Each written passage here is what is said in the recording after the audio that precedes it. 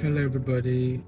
So I came across this comment and I also watched few clips talking about the African traditional marriage, and they were trying to imply that I'm lying, or there's a motive or reason behind me saying that Asia can have an African traditional marriage and Igbo traditional marriage. Yeah, and a lot of you feel like maybe I'm not being honest about Asia not being able to have a traditional marriage because she's an American. Simple, because she's an American. Now, let me just break it down.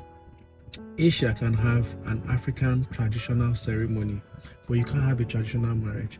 The traditional marriage consists of stuff like the payment of the dowry, that is the bride price, the fulfillment of what is required in the list. Like, you go to some family, they have various things you should buy, to fulfill what's in the list before you call her your wife.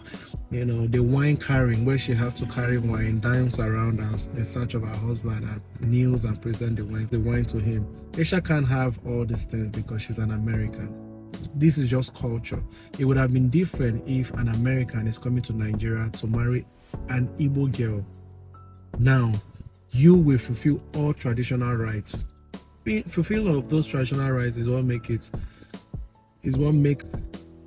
make us call it traditional wedding, traditional marriage. So without doing all those things, there's no traditional marriage. It's just a ceremony. So by a Nigerian marrying an American woman, you can't do it. You can only have your traditional ceremony, right? But by an American marrying a Nigerian girl, you can do it.